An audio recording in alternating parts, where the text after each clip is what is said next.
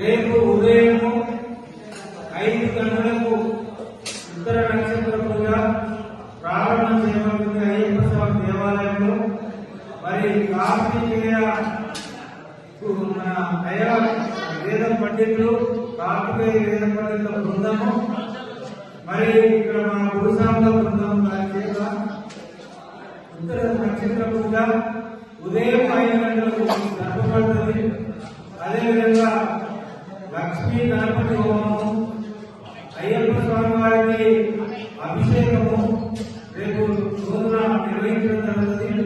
అట్టి ఉత్తర నక్షత్ర పూజలు పాల్గొనేటువంటి అయ్యప్ప స్వామి భక్తులు మరి ఎవరైనా ఉత్తర నక్షత్ర స్వామి పూజలో పాల్గొన్నారో వారికి అన్ని వేళలా భగవంతుడు అండగా ఉంటారు.